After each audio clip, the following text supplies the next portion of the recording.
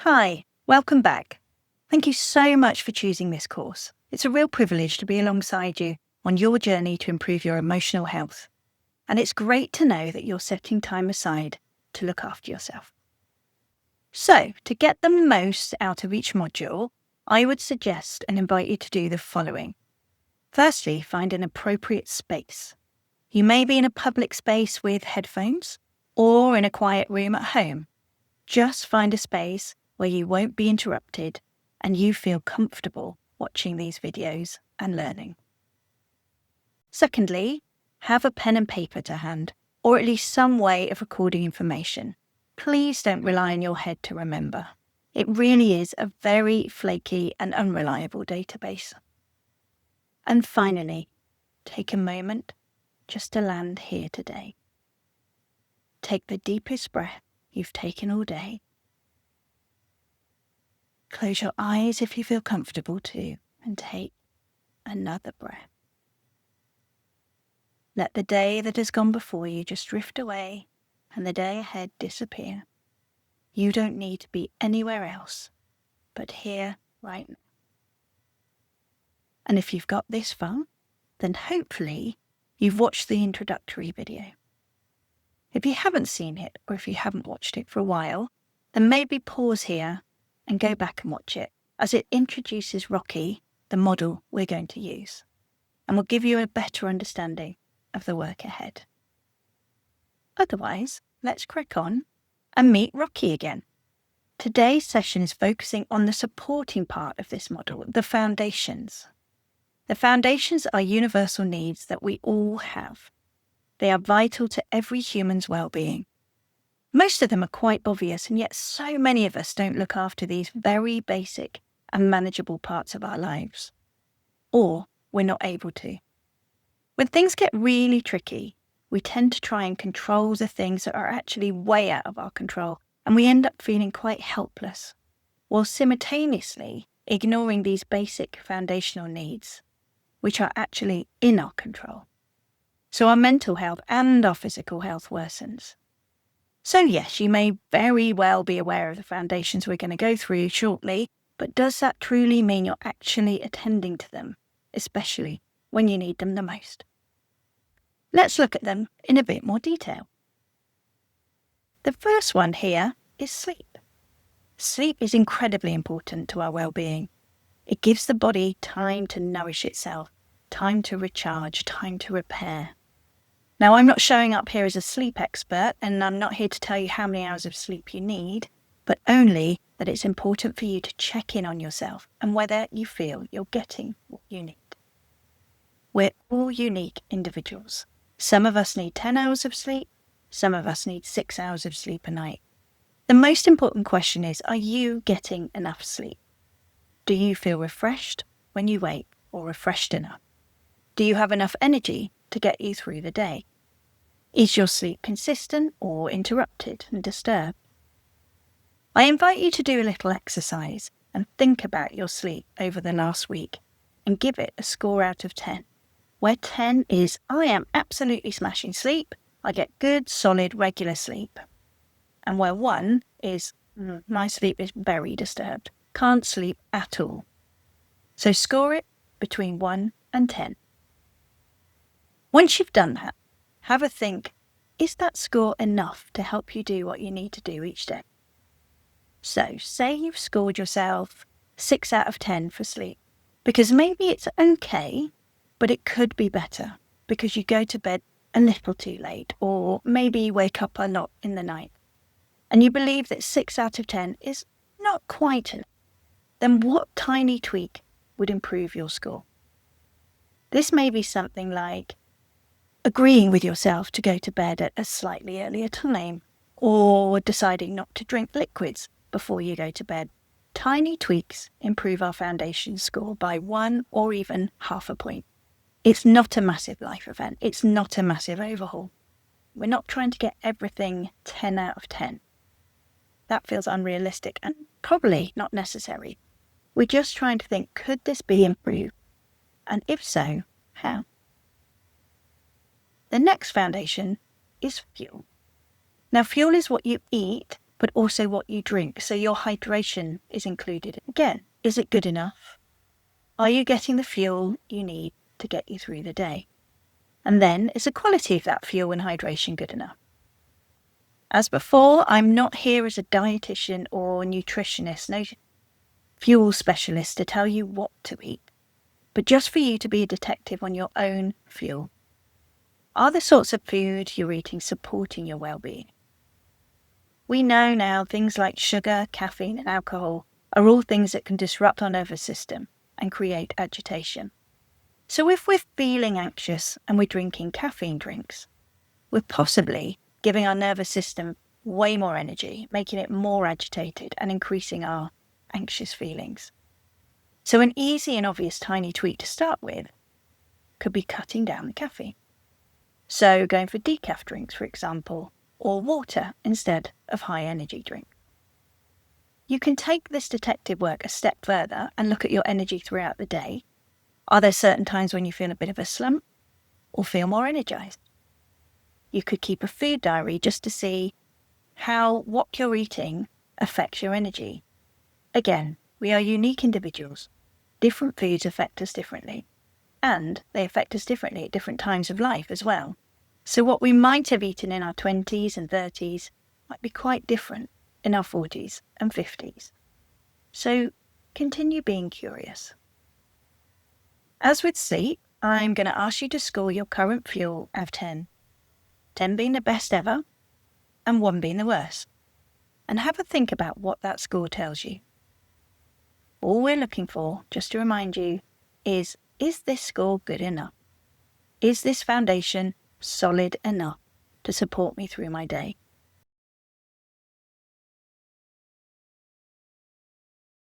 You might score it 6 out of 10, but think good enough would look more like an 8. So, what could you do to make it 6.5 or 7.5? What tiny tweak could you think about to bring that score up just a little, if need be? The next foundation is movement. Movement is all sorts of movement, so it's our formal exercise, going to the gym, going to circuits, running, team sports, etc. But it's also our informal exercise, how we're moving throughout the day.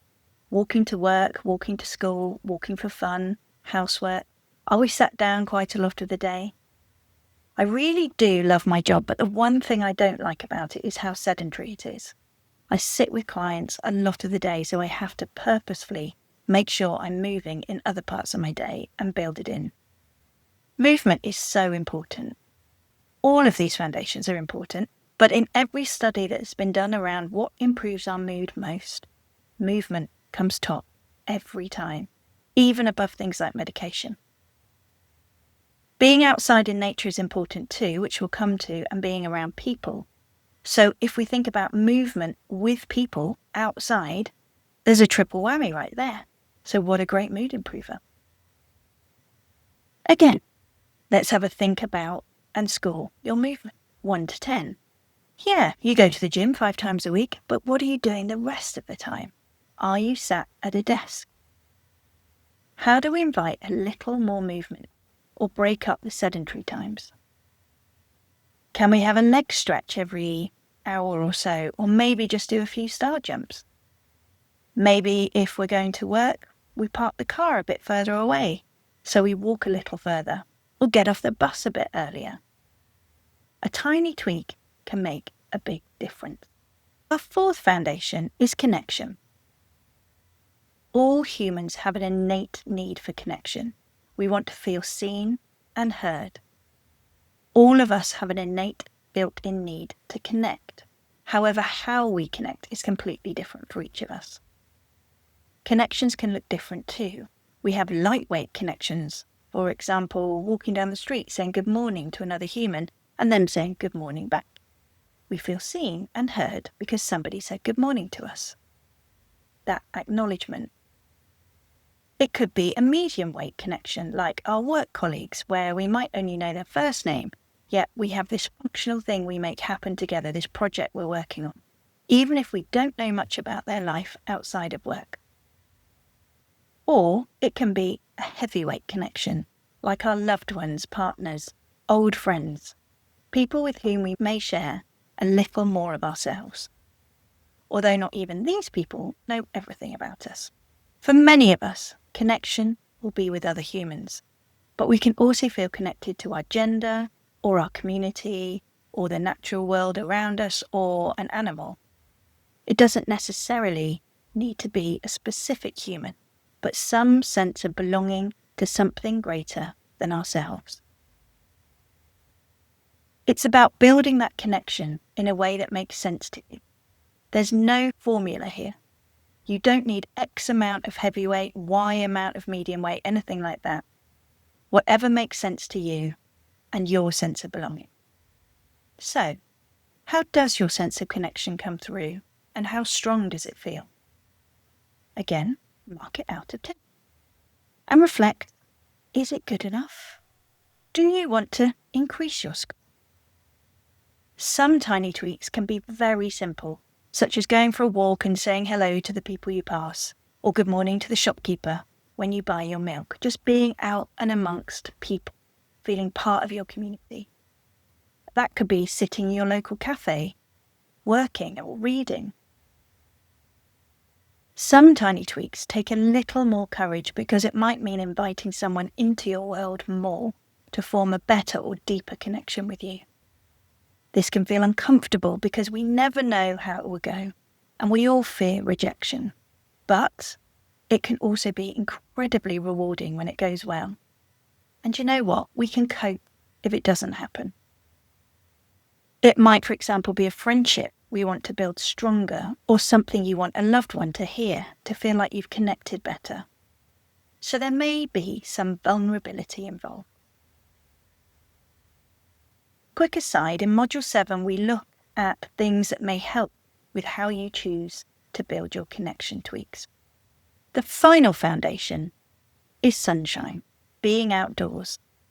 We are solar-powered beings. It's important to get outside. It's important to get fresh air because the air outside is different to the air inside. It creates a different dynamic shift in us, a different energy, and our body really appreciates it. As discussed previously, movement is really important. It stops those stress chemicals just sitting in us, creating agitation or that sort of meh feeling. We evolved moving and we evolved outside. So squish those two things together and our body feels safe. It loves it. And what this equates to is a healthier, calmer nervous system, a more grounded sense of self, and improved emotional health. With sunshine, just think outside. A tiny tweak can sometimes just being go outdoors for a stretch rather than be sat at your desk. Or open a window or a curtain. Think about your relationship with outside. Even on the darkest of days, the rainy days, there's still some sunshine out there that our body sponges up. So don't wait for the height of summer. Just grab a decent coat. Our body also appreciates vitamin D, which we get from sunlight, as vitamin D helps with our bones and skin, but also improves our mood. So, like with the other foundations, have a think about sunshine, being outside, and how would you score that out of 10? Are there any tiny tweaks you need or would like to add? There we have the 5 foundations, universal to all humans. However, as mentioned before, we are unique individuals, and there may be 1 or 2 extra stones that you want to add to your foundations, such as your faith, or peace and quiet, or routine. So if there's anything you feel is vital to you, stick it on there, and as with the others, score it out of 10 and consider any tiny tweaks you might need or want. So now we can stand back and look at all our foundations. How well supported are we? Or unsupported maybe are we? What tiny tweaks could we do to increase these foundations, to bring it up 1 point or even half a point and feel more supported? So your exercise for this module is to review your foundations. Which one of them needs the most support at the moment? What could you do to improve it? Set an intention to do this tiny tweak. You may not hit it every day, and that's okay, but it's there to help you improve your resources and your energy and your mood. So the more you do it, the more your energy and mood will improve, and you'll create a positive cycle over time. And on the days you're not able to manage it, what's getting in the way? Over time, I encourage you to start to increase your tiny tweak habits in all of your foundations. Pick one, work at it until it becomes more automatic. Choose the next one, build it up, layer it up. A closing final thought. The purpose of today's session was to be more aware of our foundational needs for a healthy mind. But as we know, being aware isn't enough. We need to maintain these foundations, keep them strong enough. We have a duty to ourselves to make sure we're getting what we need. As I mentioned at the start, a lot of these are common sense. A lot of you will be thinking, yeah, I know all of this. But there's a difference between knowing and doing. The daft thing about most of us humans is that these foundational needs are the first things to crumble when we're stressed. We start to eat badly, sleep badly, or withdraw from people and disconnect right at the time we need them to scaffold us more than ever. So, another aim of today is really for you to know that even when life feels hard and distressing, there is always something you can do to support yourself and scaffold yourself. These foundations are always under your power, something you can act on and improve on, even when the rest of your world feels chaotic or unpredictable or distressing. And I understand that at times even a simple foundational act can feel hard. So we also need to move with grace and compassion and not expect that we show up every day like we do when we're our best self, but we can choose one tiny foundational act and offer ourselves that each day as an anchor when our life gets choppy, such as having breakfast every morning or grabbing a hug from a partner each evening, and just be consistent with that action. So what's the one thing that you can make sure still happens every day? What's your non-negotiable? Enjoy nourishing these parts of yourself, and I'll see you in the next module.